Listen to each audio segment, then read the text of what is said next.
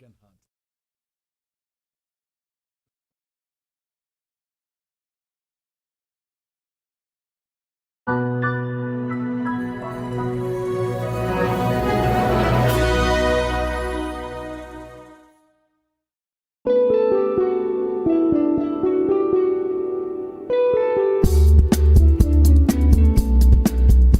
This is Mainstream Metaphysics with your host, Nick Newmont.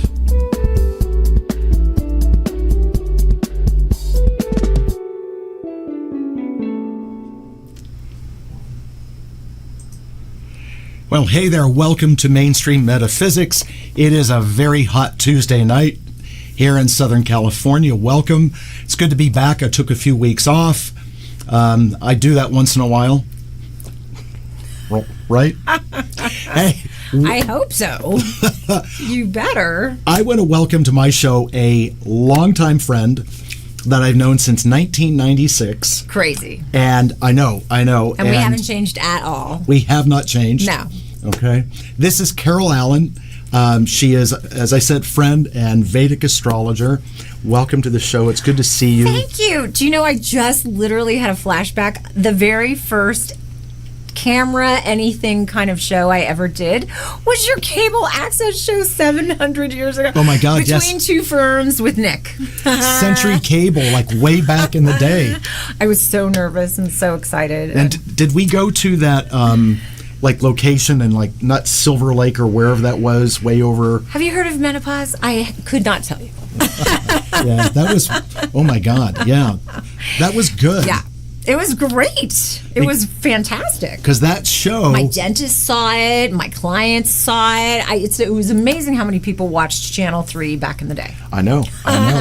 and that was, we either did a pre-taped show, which aired at whatever, or we did a Saturday show, which was a live call-in. Oh, I think I was on the aired at whatever show. Right, so... Because we didn't take calls. But we are live now. Oh my gosh, so exciting. See, we're live. What? Okay. We always have a good time when we do a show together. I'm not on Zoom? I'm not Zooming from my office? Amazing. No, it's Carol in the flesh. You must be a VIP or something.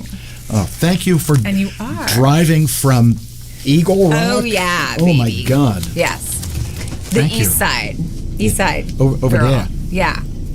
Well, to the deep, deep valley at the height of the heat wave. Yes. Hi, everyone that's watching. Amazing. Yep. Hi.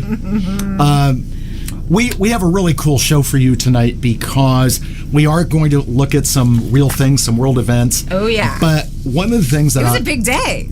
It was a big day. And it's been a big couple of weeks. It's like... Whiplash. I know. What next? Don't ask. All this in Mercury retrograde, right? Yeah, well, since Sunday, yeah. Jeez. Right. And actually, I don't know about Vedic, but in Western astrology, we refer to the shadow period. Right. Like there's 3 weeks prior, We 3 do weeks too. during, 3 weeks after. Do you realize that this... So a third of the year. Yes, 27 weeks out of the year. A lot. We experience Mercury retrograde. People ask me all the time. Right. Is Mercury in retrograde? They'll go, God, it's weird already. What's happening? And it's like, it's getting ready. It's getting ready to get ready, I call it. See, the thing I tell them is don't buy into astrological paranoia. Right. You have to live your life. Of course. Right? Yeah, of course. And even when Mercury's in retrograde, you can leave the house and do stuff. And I actually love Mercury retrograde because it forces you to fix and address what you've been needing to fix and address. Sure. Like, I have ignored getting my AC serviced. Every year I get the letter, and every year I go, I'll get to that later, and I toss the letter. And literally a week ago, I kept the letter, and I put it with all my papers that I go through every week, and then I left town, and I was literally going to call and have the AC serviced. And so what happened? Sunday, the first day of Mercury retrograde, the AC died. Because I've been an irresponsible AC owner, and so I'm changing my ways now. Mercury spanked me. Right. Yeah. It's like, and the other cheek too. Yeah. Right? Right. Yep. Yeah, and there's a lot of things that I've had to do, and I won't go into details, that had to be handled right now. But since I'm born with Mercury in retrograde, I actually get them to work out. You're good at that. I screw up in reverse. You screw up the rest of the year. Yes, I do. No, and fortunately for me, when it comes to communication, Audrey and our friend Becca that's watching, they're born with Mercury in retrograde. Hi, Becca. Oh, awesome. So yeah, well, that means the Earth, Mercury was closer to the Earth in their mutual orbit around the sun, and that you get more talent from Mercury. So you're a communicator, a writer, a speaker, a media person. And, my sister, as you know, has Mercury in retrograde, bookmama.com. And she helps people with books and does writing retreats. Right. And she's got 12 published books and a two times New York Times bestseller. That's a Mercury retrograde person because you get more of the abilities of Mercury. Yeah. When she was doing her last book, going back a couple of years ago, she and I had so many appointments together because she had to come up with the right title. Yes. It's like I get a phone call, Nick, I need to talk to you again. They don't like it. And it's okay, let's go. Yes, you've helped me with titles. I've sent you a lot of people for things like that, Thank for you. URLs. And because you want the energy to have good mojo. Right. Definitely. Right, exactly. And that is beyond astrology. So. It is. And I combine them. In fact, little hint, I'm working on eventually a book that is going to be numerological astrology. In other words, like astrology by the numbers. Yeah. Love it. So in other words, like I'm a 5 numerologically and I'm a Libra, and the difference between a Libra 5, a Virgo 5, a Leo 5. Oh, wow. Yeah, that's my fun. Ooh, snap. Right. And then you could add like a Dragon Libra 5. Bring the Chinese you could add astrology. Chinese astrology just to give yourself a headache. Right. Like I got nothing else to do. Sure. Well, and then what crystals to wear, and because you're a multi-talented man. Well, I actually teach a class called Crystal Numerology. Oh, where the name of the crystal is like amethyst, and what that is numerologically. Ooh, beautiful. Yep. See, anyway, people, you just need to call Nick. Okay. No, you need to call Carol. Okay. So, first of all, some of them that are watching don't know who you are. So, how did you become a Vedic astrologer, an astrologer at all? And what happened? Well, it helped to be from a hippie family, and it helped to be raised in California in the 1970s and 80s. And I had a dad who was a stockbroker, and he wore a suit and tie, and he carried a little briefcase every day. And then he was like, Clark Kent turning into Superman. He would hang out with his psychic friends. I would get channeled birthday cards from Saint Germain, and he would have people all around the house who were like healers, and he was on the board of directors of a metaphysical university. So I learned like 6 kinds of meditation by the age of 16, and it was very encouraged to be a seeker. And so I found a book on reincarnation in the locker room in 7th grade, and I read that, and then that led to me going down the total giant rabbit hole of like, what is destiny, who are we really, karma, past lives, la la la la la. So when I tripped over a Vedic astrologer in my quarter life crisis where I couldn't figure anything else out, and I had a reading that blew my mind, I was like, I have to learn this. So it turned out there was a school for Vedic astrology here in Los Angeles, 6 blocks from where I was living, and classes were like $5 a night, and then you gave $1 to the woman that ran the classes towards the tea and the lights and the whatever. And I went there for 10 years. Wow. And then read a million books on my own, and visiting dignitaries from the world of Vedic astrology from India, because it's from India, would come and speak. And then I went to all these conferences, and then I met mentors, and then here it is 30 years later. Right, of course. And it's an ocean of knowledge, and I'm very, very grateful for my little thimbleful. And you're very good at what you do. Well, thank you. My chart is very good for it. You did your own chart. That first reading I had, the guy was like, wait, you're trying to be a movie star? Excuse me, you're supposed to be some sort of spiritual teacher, and you're supposed to join the woo-woo crew. Yeah. We were joking about that. And I was like, well, I mean, I don't know. What would I even do exactly? And long story short, he was totally right. Oh, and I am a movie star, in case any of you didn't recognize me. So that's my little joke. But okay. I could make you elaborate on that. Well, I'm married to a guy who started a movie, but I never have. So, Rat, check it out. Crew Jones, that's my husband. Okay, but back to that. Yeah, so Vedic is incredible. It's from India. It's very similar to Western in that it uses a snapshot of the sky the moment you're born. It's then divided into 12 sections called houses. Each house represents a different part of your life, same as in Western. Right. Each planet represents different traits and qualities, same as in Western. Right. So along the way, it was definitely a giant game of telephone, right? Like Alexander the Great went pillaging through India, left a bunch of Greeks behind. They came back to Greece with Jyotish, which is the name of Vedic astrology. There was a lot, humans have always gotten together. So there was a lot of sharing. And, we could talk about the Sumatrans and the Etruscans and the Greeks and the Romans and the Egyptians and the Persians and the Zoroastrians and the, you know what I mean? Right. So Of there's course. over 50 kinds of astrology, and Vedic appears to be the most consistently practiced because India is very protected by the Himalayas from intruders, and then it's had a lot less disruption of culture. And then unlike the Western system, which is considered very at odds with Western religion, it's considered like demonic and of the wrong side if you practice it. And there was a giant, rounding up of astrologers and books in the Middle Ages, in the Dark Ages. Whereas in India, it's integrated with their main religion. In Hinduism, it's considered a blessing to get a reading. It's thought that we all come in with a divine design, and that your chart is your map of your divine design and of your essentially train schedule for your life. Right. And that your destiny is written, and that only so much of your karma, if you will, is up to you, and the rest is preordained. So that's a little hard for Westerners to swallow.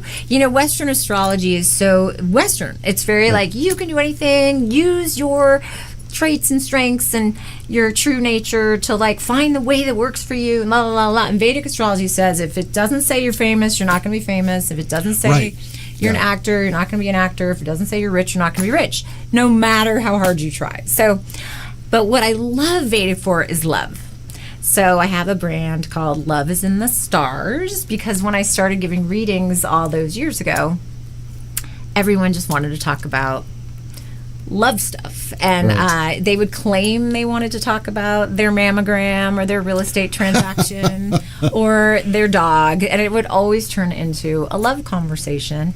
So then I went on a mission because I was like 23 years old. What the hell did I know about love? And why was anyone listening to me? But they were.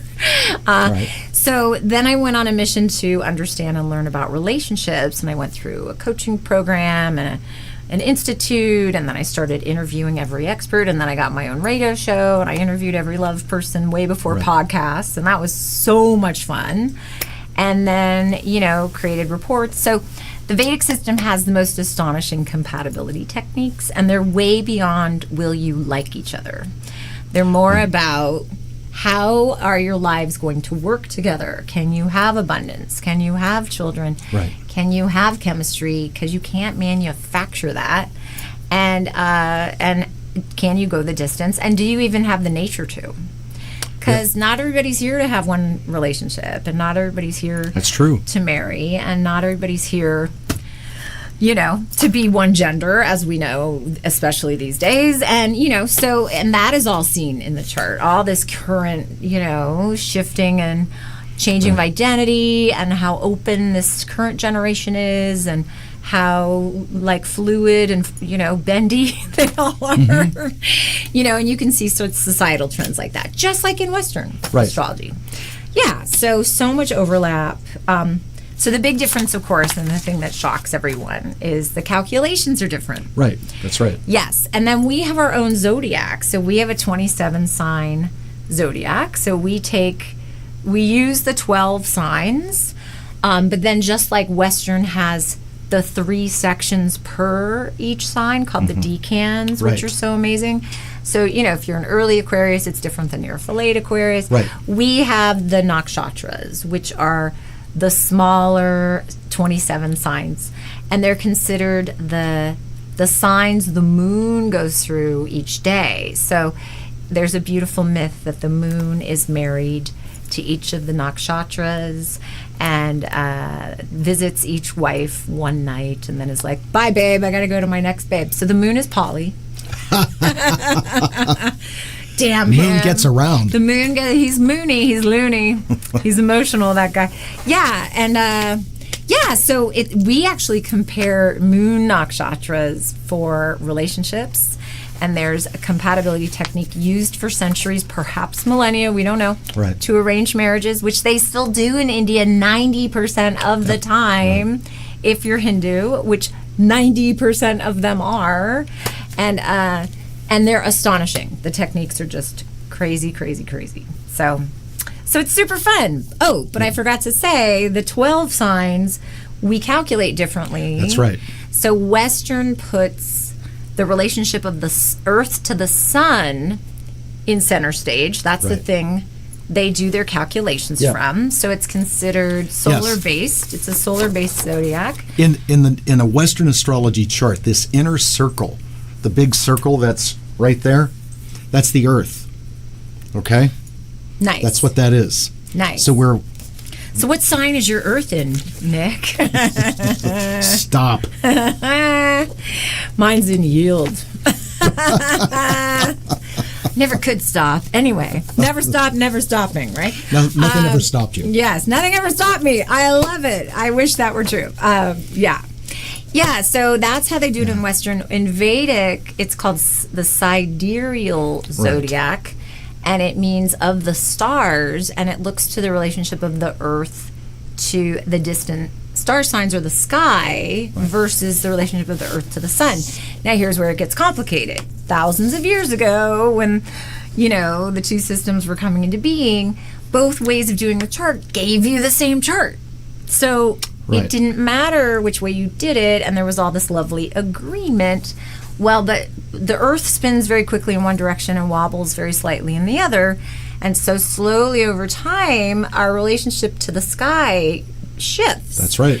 And from our perspective, it looks like the sky is shifting. But what's actually happening is the Earth is shifting in relation to the sky.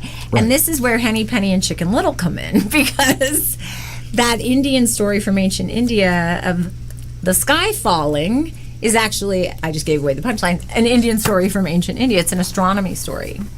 And it's reflecting this notion that ancient peoples would track, every March 21st, the star that's going to rise above the eastern horizon will be this one. And then it's like, holy moly, what's going on? It's moving. It's drifting.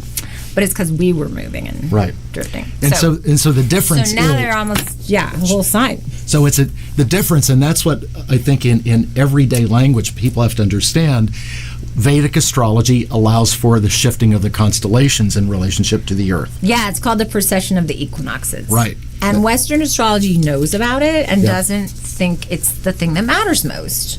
And they have a lot of argument, and there's a lot of writings in ancient India that actually seem to agree. So there's a lot of disagreement even amongst Vedic astrologers on this, including with one of my favorite mentors. So you'll find astrologers that do every permutation of all this. So you'll find Vedic astrologers who use Western calculations, Western astrologers who use the sidereal zodiac. They're called siderealists. Vedic astrologers who use Western techniques, because most started as Western astrologers, because here we are in the West. Right. Or Vedic astrologers, or Western astrologers who use Vedic techniques. So it gets like, listen, whatever works, is what I say. Right. That is exactly right. That is exactly and right. And then what else, Nick, is true, is some people, it's their destiny to learn the truth, no matter what. And they could get a good reading out of swizzle sticks. And some people, it's not their destiny to learn the truth. Right. And they could go to the best astrologer in the world, and you've had the experience of looking at someone's chart, and it's like you can't see anything. It's like muddled. Right. It's like, and then you look at someone else's chart, and it's like, oh my God, I can see everything. So it's weird. There's like a magic that happens. There's something else at work. Yeah, and when you get into our interaction with our spirit guides. And when you're tapped in like that, there are times that their information isn't meant to be passed on, too. For sure. There is a voice that from them that'll say, don't say that. Right. They can't hear that right now. Well, in India, they're much more fatalistic, and they're much more Surely accepting of that, and they're raised, that it doesn't matter. I mean, if you're a Hindu, you believe you have 1 million incarnations. So if in this incarnation you don't marry, or you don't live long, or you're not rich, who cares? Because you get, 999,999 more times. But you tell a Westerner something that brutal, like, I'm sorry, I don't see you ever marrying. Oh my God, do you want somebody to jump off a building, right? And so it's tricky because people will ask me these very, very intense questions. And the other thing is, the first thing they tell you in India is when you will die. They'll tell you when you will die and how you will die. And that your longevity is in your chart. And so I purposely haven't studied any of that. I don't want to know, and I don't want to know because we're not in India, right? Well, and I also look at it, and with new clients, there's a disclaimer I say at the beginning of the recording. Smart. And I also say I do not predict negative things such as death. I say it's unethical and it's God's work, not mine. Yeah. I will not go there. Right. Although there are things that show up in a chart and make you go, I need to be a little careful here. Well, the one thing I will do is, like, when my dad called and said, I have cancer, and they're telling me I have a 40% chance of beating it, and I looked at his chart, and I was like, he's not going to beat it. It was a comfort to me. And then as he was sick and getting sicker, I was able to know when I could say yes to, like, going to a conference or speaking somewhere, because I knew, like, he'll be fine, he'll live longer than that. And I'll do that for clients, because that stuff I can tell. If somebody's already on their way out, you can see stuff like what's the most likely day they would pass and that sort of thing. Of course. And sometimes it's very practical to know. It can help. Yes. I have two comments to that. One is that my astrology teacher told me years ago, he says, you have an unfair advantage, you're psychic. So there's a lot of things that you're going to get. That like you said the spirit guide thing, and I'm like, well, that would be nice. I have to run a lot of paperwork and stare at a lot of computers. And I do it traditionally too.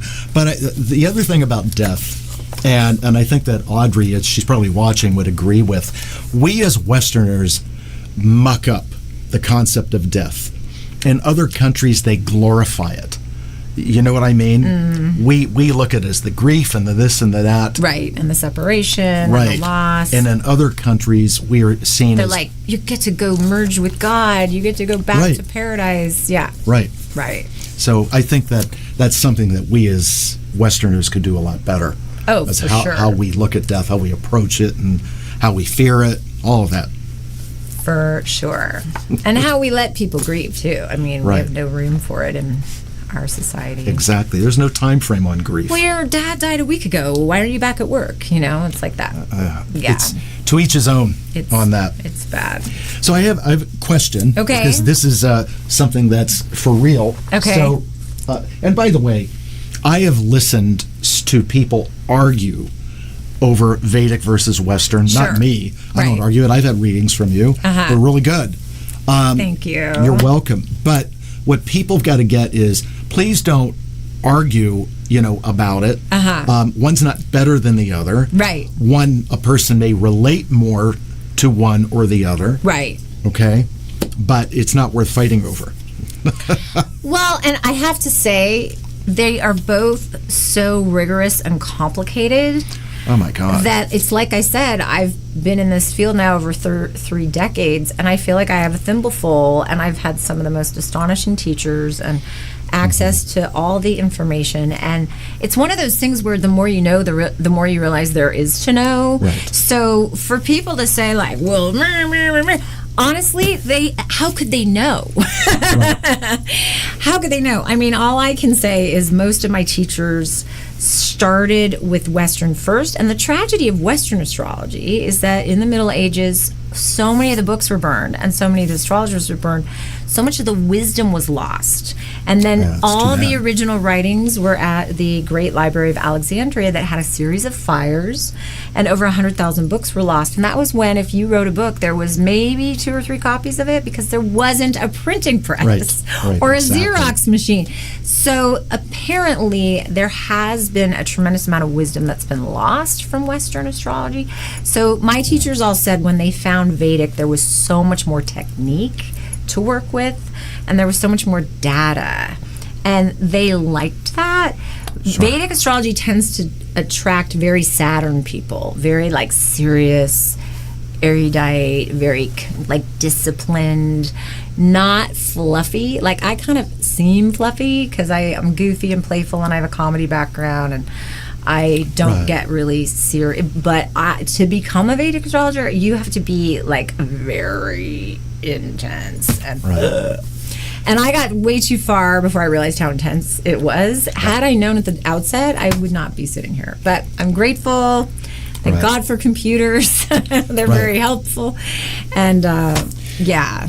Well, you know, one thing about you, and I did too, you had teachers, and I had teachers. Amazing. In everything that I've done. And People learn on YouTube now. I don't know how they do that. But if you want to be a professional in one of the predictive sciences or the healing arts, find a good teacher and study live. It's way more than just reading books. You have to sit at the feet of gurus and mentors, and then you have to learn how to deliver the information. Yeah, a little bedside manner there. Oh my gosh. Half my training from the great late William Levacy was how to deliver the information, and I went through the School of Social Welfare at UC Berkeley, which was very much about how to deliver information to people in crisis, people in pain, because that's who calls us, is people in crisis and pain. Exactly. And you can't just go like, well, what are you with this bozo for?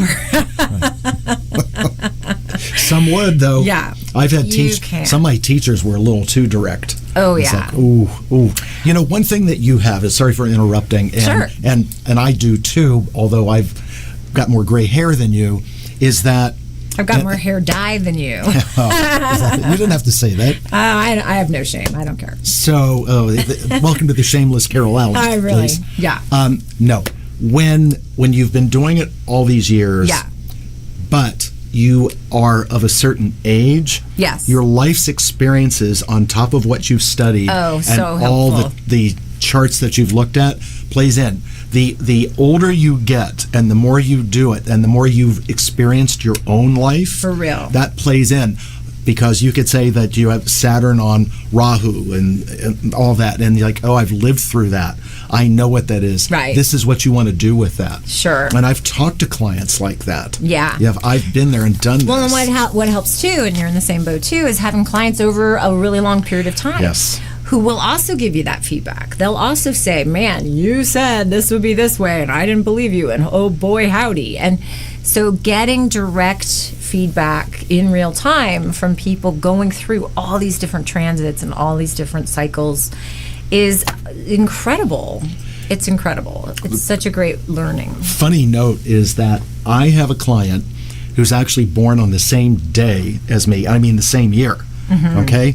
Nice. And I met her at the Metaphysical bookstore as how I separated at birth.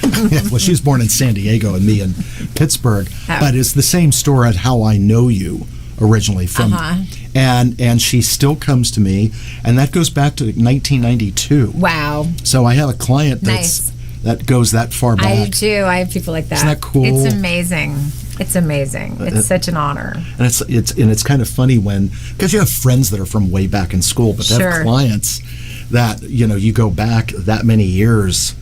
You've known them over 30 years. Well, and it's a very personal relationship. it is, and the other And you thing get is attached to your clients, and you get like you want to champion them, and you get really on their team, and it's really it's a very sweet connection. Yeah, and it's an honor. And I have clients now that are 30 whatever, and I met them when they were like 9-10 years old and started reading for them when they were kids. Yeah. And now I've watched them grow into these amazing adults. So it's very heartwarming to watch kids grow into these adults and what they're doing. And to who you saw that they would be. Yes, and that's part of the feedback. That's really fun. So the question I have is, this should be a 2-hour show, not an hour show. Okay. I can stay.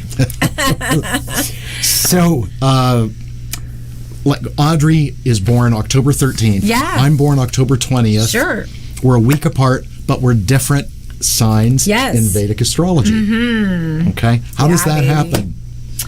Well, because there's, it's about when the sun leaves one sign and enters the next. So in the Western system, it's around the 20th to the 20th. Right. But in the Vedic system, everybody goes back 24 days. So most people are the sign before, and then it's around mid-month to mid-month. So it's about the 15th-ish to the 15th-ish, the 14th-ish to the 14th-ish. So you are the 20th, and she's the 13th. Right. So she's the sign before. Right. And we also don't really look to sun signs that much for relationships, nearly as much as the moon signs, because the moon is your heart. It's like your emotions, how you relate, how you feel, your attachments.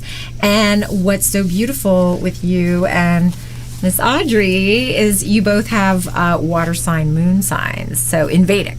Right. So you have the moon in Scorpio, and she has the moon in Pisces. And so that's a trine relationship. Mm-hmm. And 120-degree angle. Yeah, so those are 5, 9, and the 5 is romance, and the 9 is spiritual, and hello, and destiny. And so then we look to that thing I told you, the 15-step compatibility, like, can these people marry? Am I in the 15-step program? No, but do you need to be? We can talk. Okay. We can talk. Thank you, doctor. But there's this amazing 15-step marriage technique that's absolutely astonishing. And what I love about it is it's also not just showed me who's good together, but what matters in relationships. So like the first step has to do with, can you join your lives, or do you always have outside interference, like families getting in the way, friends getting in the way, jobs where you can't find a job in the same city, or somebody having a health problem, or anyway, you guys don't have that one, thank God, because that one makes it impossible. It's called Veda. It essentially means obstacles. Okay. And I've never seen anyone happy together that has this one. Because you can be madly in love with the person. Each of these is a separate topic, and it helps to explain why people vibe well in different areas with who they're with. Like, you could talk really well to this person, or you can have great sex with that person, or you can make great money with that one, or you can have beautiful children with that one. But what you're looking for is the whole shebang. Right. So the next one is this connection called essentially like drama, right? And couples that have this drama connection, it's the word is Raju, and it's translated to sort of mean like misfortune, but I always worry people are going to think it means like you're cursed together. Oh, God. And it doesn't mean like you're going to attract all this bad luck, but the couple really is kind of cursed in that they can't have movement and progress forward as a couple. The best analogy I have is it's like there's her, there's you, there's a vehicle, you both get in the vehicle, and then the car starts to drive, and then it like runs into a ravine, or the fuel injection system falls out. You don't have that with her. I have to tell you something. I have to interrupt you. Audrey's saying we work. So in Audrey's book, okay, that's, and then she put a little heart. I know. And then a face with 2 hearts. So Audrey refers to all the time about the car and the driver. Oh, okay. And when she's referring to inner child, the little kid in the back seat. You just did Audrey. Oh, I love that. So. Oh my gosh, so sweet. Yes. That's so cute. I'm channeling you, Audrey. I wish. Okay. Your inner Audrey. Well, the reason she did like the hearts and the love eyes is because you guys have one of the most beautiful connections. And there's 3 connections of the 15 that are like the soulmate connections.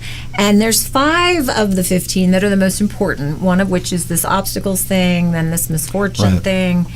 Couples with misfortune, they can't stay happy for very long. It's just drama. It's so painful.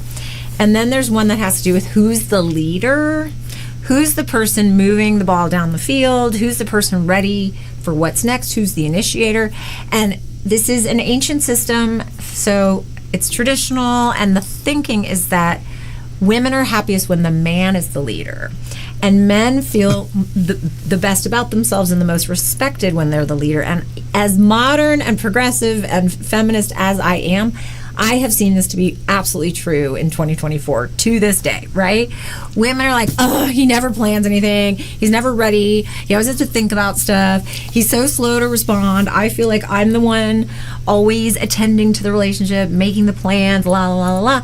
And they want to murder that guy, right? So when that one is reversed, it's no bueno. So you don't have that problem with Audrey. I think you can keep her, right? Then you have a connection. Then there's this connection called essentially like sensibility. And it has to do with what is your temperament, basically. Like, and this is not about what sign you are or what sign your moon sign is. Sure. It's, again, the constellations, the nakshatras. And there's only 3, and it's windy, watery, or fiery.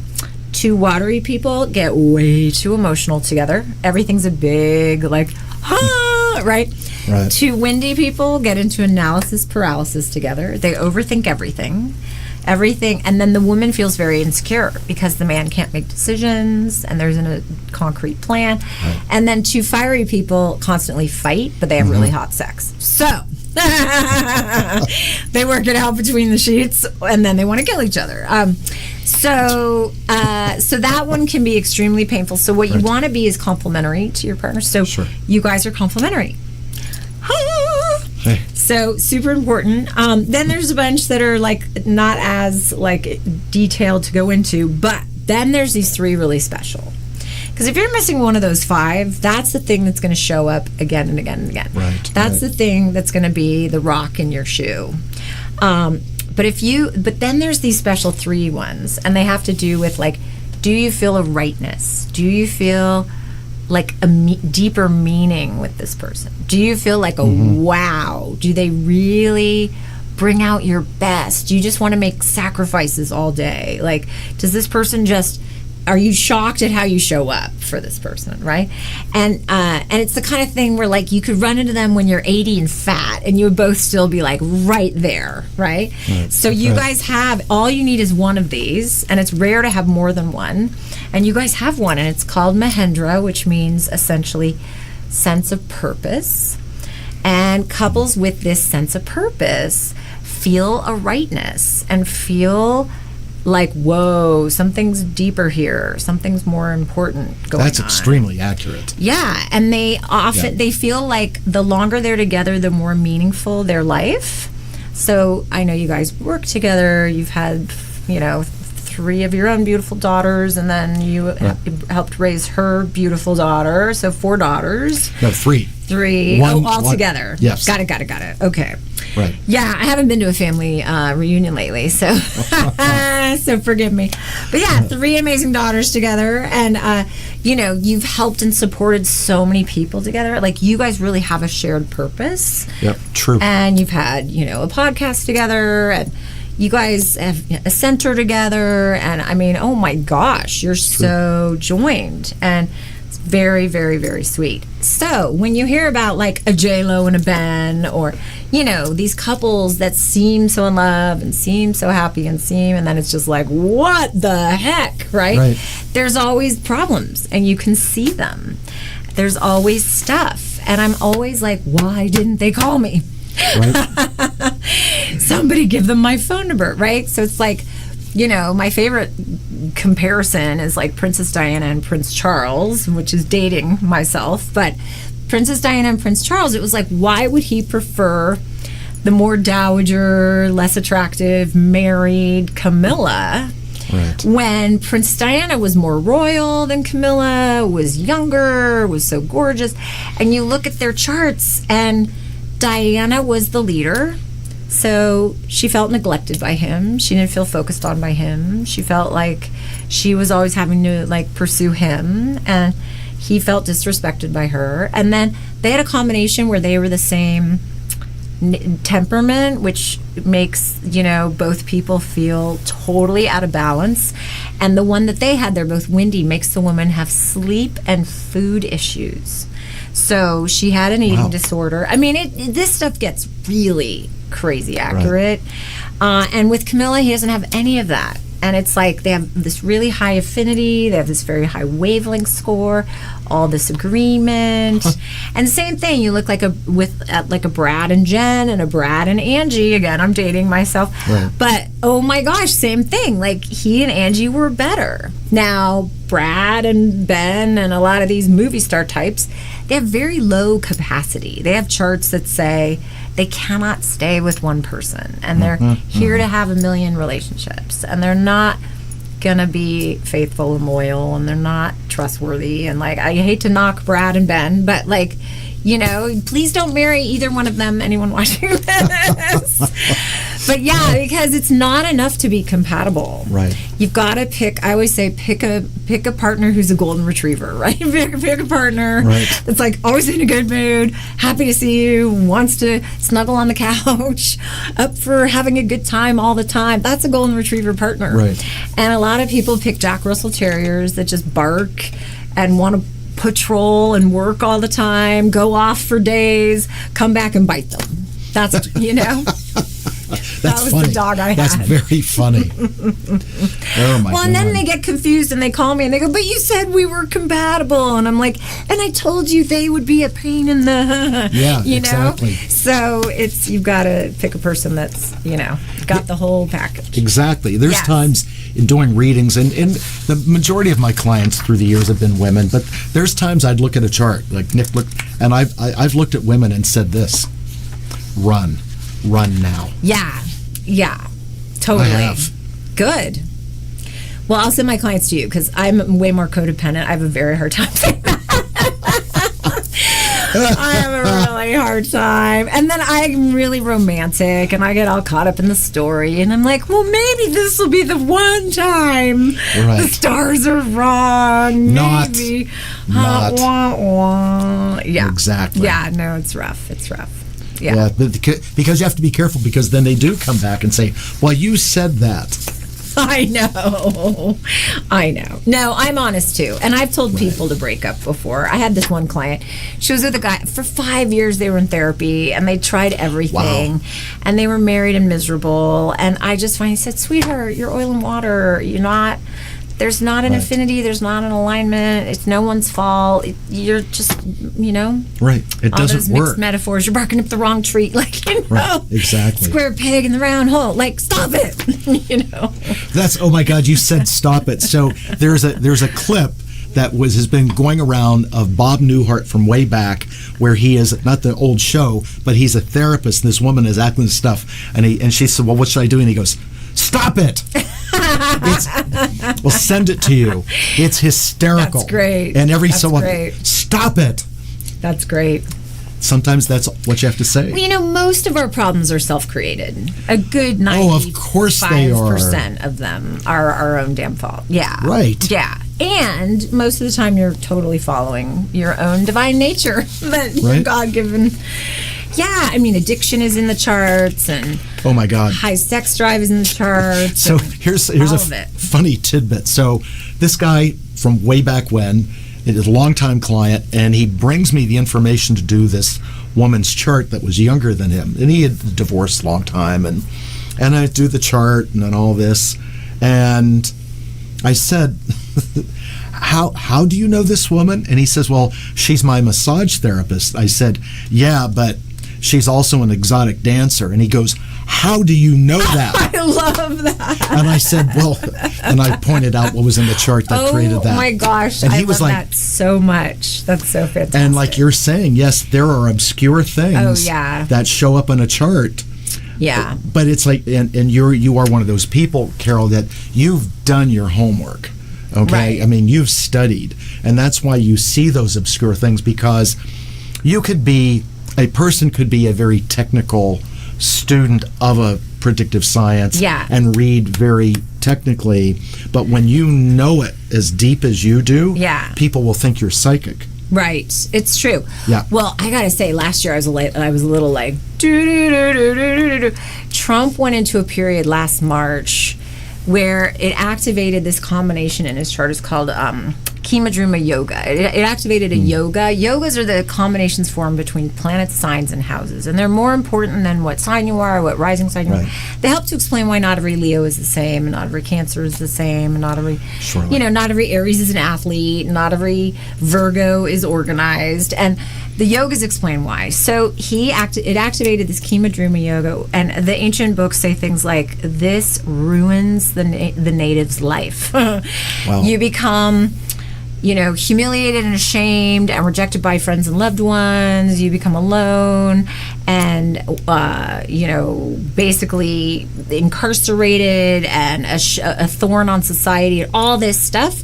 And he has such a, lucky, protected, coming back from the dead kind of chart where you can never count him out kind of thing. Right. And so I was like, it'll be no big deal. And all of a sudden it was like he's in court and he's indicted and he loses the rape case and he loses the civil suit and he's in court again and he's indicted again and I was like, oh my gosh, the Kimadruma yoga is totally happening. And it lasted a year and he lost everything that whole year. I mean, it was kind of stunning. And right.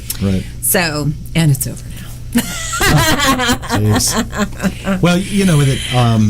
Well, Audrey has posted on our feed the stop it link. Yep. Okay, great. So make sure you get that.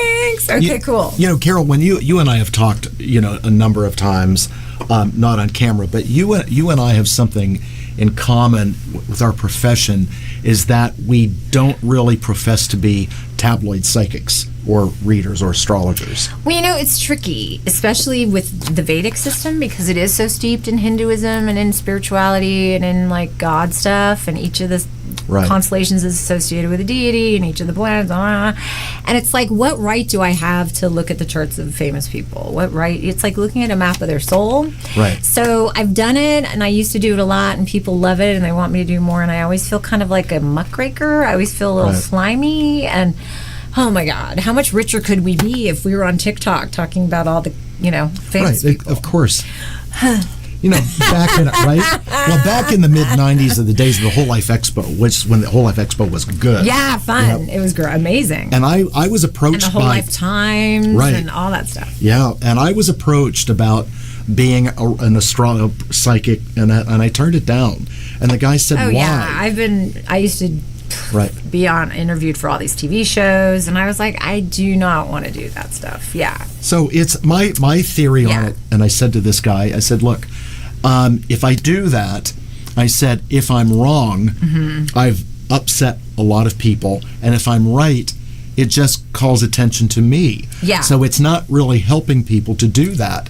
And he just quietly said thank you. He didn't argue with me, anything. I turned it down. And when it comes to when we do, and you and I both look at the country, the stock market, the people in office, political candidates, we see what we see. Which is a big thing right now. But and it is a big thing, but when we broadcast that, sometimes the viewing audience will misinterpret that and say, oh, you're in favor of so-and-so. Right. And it's like, that's not the case. Right. It's like, so it puts us in a position, so if we say anything tonight that you don't agree with or agree with, it's not our opinion, it's our profession. Well, and honestly, ideally, astrologers shouldn't care about politics, and I have a mentor that genuinely doesn't. He doesn't care at all, and he doesn't even follow the news. He doesn't know anything about anything. Like, I'll go to visit him, and I'll be like, can you believe blah, blah, blah? And he'll go, oh, what happened? Like, he won't even know. He has that true professional detachment, so that when he looks at a chart, none of his emotions weigh in, which is so much better. Right. Yeah. Well, speaking of, I would like to just talk about why are things so weird in the U.S. right now. Can we talk about that? Yep, we sure can. Because I have the U.S. chart. Okay, they can't see it, but well, there's a difference. Let's do this real quick. Okay. What a Vedic chart looks like and what a Western chart looks like. Okay. Well, how do I hold it? Okay. So just like that. See? So it's a big square, and then we have all these subcharts, and that's what these two things are. These are. I don't know where my fingers go in relation to the image. But anyway, these are subcharts, and then we have planetary periods and all these fun things. Yeah, So. they look different. Yeah, they do. So there's disagreement even amongst Vedic astrologers about what time to use for the U.S. chart. Right. Or even what day, because we were still fighting the Revolutionary War when we signed the Declaration of Independence. It was not over. So if you saw Hamilton, you would know this. But anyway, I was blessed to see Hamilton. But anyway, a gentleman named James Kelleher, who's a colleague of mine who I have tremendous respect for, was actually hired to do research on the chart of the United States. He went to the Library of Congress. He went to Washington, D.C. He read everybody's diaries and letters and la, la, la. He spent 5 months, and he determined that, the chart of the United States begins the day the last signer signed the Declaration of Independence, the last one. And I believe it was Benjamin Franklin or Thomas Jefferson. Forgive me, I heard this story 20 years ago. One of them had a cold and so stayed away from the big gathering where they all were there. And he went in late and signed it by himself. And then that was it. And it was around 7:30 at night on July 4th, 1776. What do you have? 5:10 p.m. Okay. See? Interesting. So we're already looking at different stuff. Oh, here we go. Oh, well. Well, I have to say, on 9/11, this chart was astonishing. Mars and the South Node exactly were conjunct the fourth house cusp. Wow. No, the rising sign of the U.S. chart. It was like, holy guacamole. If you ever doubted this chart, it just proved itself. And then in New York, it was on the fourth house cusp. It was crackers. Yeah. So, so do you want to say something about anything? This is your show tonight. You're cute. It's your show. I'm just, a talking head tonight. Okay. So everything's a little weird in the U.S. Have you noticed? A little weird. It's been a little weird for a while. Is anyone else exhausted? Is anyone else kind of like, I don't know, wanting to move to Mexico? Like we've had it?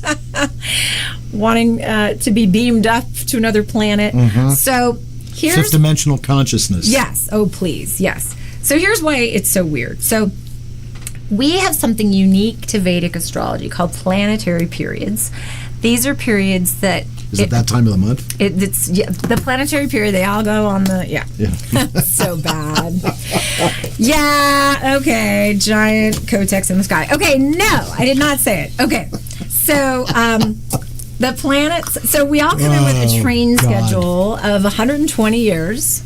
The human body apparently was designed to last 120 years under optimal conditions, which none of us are living. So, speak for yourself. Yeah, really. Okay, maybe we'll be robotic. We'll get new livers and all that stuff.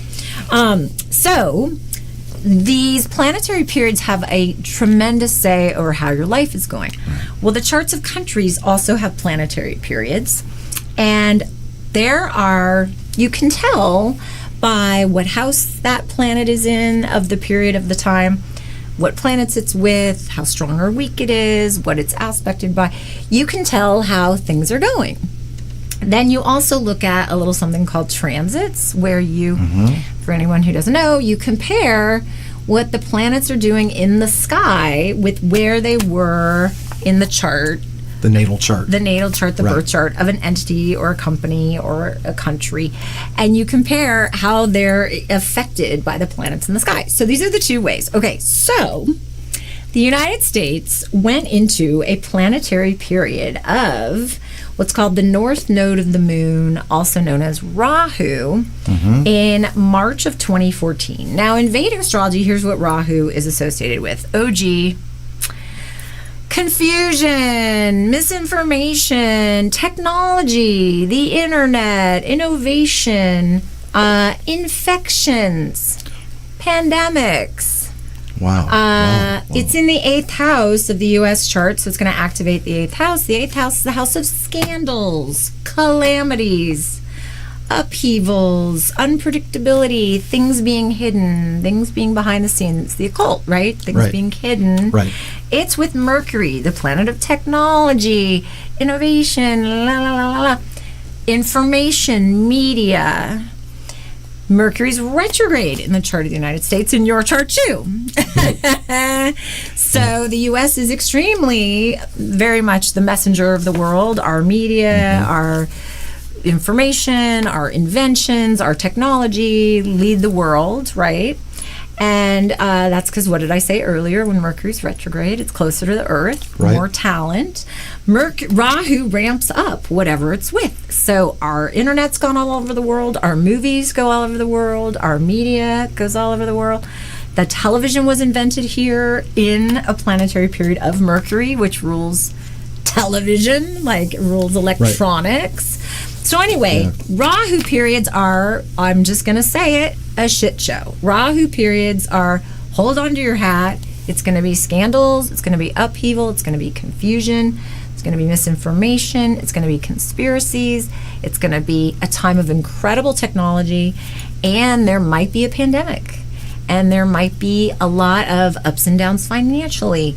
So 2014, so what did we get in 2015? We got the weirdest candidate for president this country's ever seen. He was a TV star. He's a, like, everybody was shocked, and then everybody said he can't possibly win, and then he won. Okay? Right.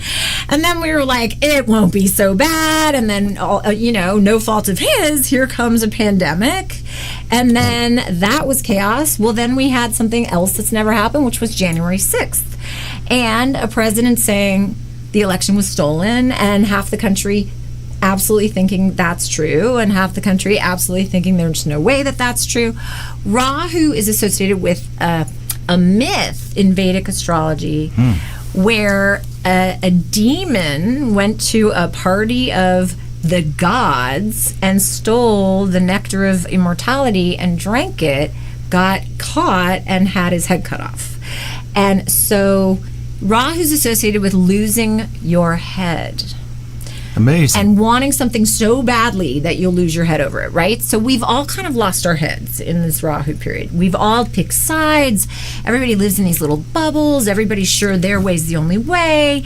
And we're seeing more division. We're seeing more, polarization. Drama. Rahu is like drama, drama, drama. So that's the planetary period we're in. So what happened in 2020 when the pandemic started? The planet Saturn, which is the planet of hard lessons, restriction, loss of freedom, financial restriction. That's right. Regulations, rules, contraction, depression, loneliness, isolation. Saturn comes along to the sign before the moon. Now, the moon in a chart of a country is the public. The moon is the populace. Saturn is also associated with Lord Yama and time. Lord Yama is the planet of death, or the deity of death. Right. So what do we have when Saturn comes along in January of 2020 to the sign before the moon, starting this very intense cycle called the Sati cycle, or the Saturn moon cycle? We got the pandemic, and then we got a tremendous amount of death. The U.S. had the worst numbers, the worst outcomes, the worst hospitalization, the worst death rate, the worst. Why? OG, because of Rahu and because of Saturn going through the moon sign. And we had like a big financial tightening. Everyone was locked up at home. And, and then a lot of the world did that. Well, the EU is in a Rahu period. The UK is in a Rahu period. The United Nations is in a Rahu period. Rahu makes everything like, it's the breakdown of normalcy. It's the breakdown of tradition. It's the dying of the old ways before the new can come. Right. So we're only halfway through this. This is all the way until 2032. And so get used to it being weird. Right. Weird, not bad. Weird. Right. And it is like the changing of the old ways and the innovation of the new. And it's also why we're seeing all this change with, we talked before about the kids now are so unique and individual and open and, comfortable, like being gender bendy. And, they have so much acceptance about people trying to be true to themselves in a way that blows me away. And And it's like change is what's for dinner, get used to it kind of thing. So we are currently in a Rahu Ketu period. Now Ketu is the other eclipse point. It's the other non-planet planet. And that starts September 8th, and that goes for a year. And guess what Ketu rules? Go ahead. Well, it's like sudden changes, sudden reversals, things not being the way you would expect. And Ketu, by the way, in the U.S. chart is in the 10th house. The 10th house, and this is by transit now. Right. The 10th house, this started last November. The 10th house is the president in the chart of a country, or the emperor, or the ruler, prime leader. minister. Yeah. Right. So K2 creates unpredictability, switcheroo, rug getting pulled out from under you. So there goes Joe. There goes Joe. And now we have a K2 candidate. K2 rules the Southeast. She's Southeastern Asian, right? K2 rules Asians. K2 rules unconventional people. So we have an unconventional candidate that's a total switcheroo that would never have gotten there the normal way. Sadly, women, especially women of color, have to knock down a side door to get in, and the other guy, oh my gosh, unpredictability there too. He just got an assassination attempt. He's picked a very unexpected running mate who had previously said terrible things about him, and he's only 40, so that's kind of young, and so we're just in this like whoa time, and Saturn is still smackaroo on the U.S. moon, so the public still feels depressed. Right. And the public, we just had like the biggest drop in the stock market in years, and in the last few days, and there's a tightening of the belt going on, and there's a lot of concern economically, and that all happens with Saturn on the moon. Everybody's broke when Saturn's on their moon. We're going to leave it there because we've got to go. Now, oh my God, I talk so much. So what I want you to do is look at your calendar. Let me know when you can come back on the show. What are you doing tomorrow? We have a lot to talk about. Okay. Okay. Now, great. before we run, please tell them if they would like a private session with you, how they get in touch with you. And you know what? Anyone that watches your show would be so much fun to work with because that means they're groovy. They can find me at loveisinthestars.com or soulmatestars.com. It's my very old, outdated website, but you can email me there. You can also write me at carol@soulmatestars.com. Wonderful. Yeah. Thank you. Thanks for coming on. So great really to see you, sweetheart. Good seeing you. Bye, Audrey. I love you. We will have you back. Awesome. Very soon. Okay, great. Because there's a lot to do here. Yes. Thank you. This was a information-packed show. I'm Nick Newmont. I will be back on next week. She will be back soon. Thanks, and remember to watch Audrey Unconscious Mind Tripping. Have a good night, everyone. And remember, as always, take care of yourselves, take care of each other, and thank you, Ed Hunt, back there for doing this show. Good night, everyone.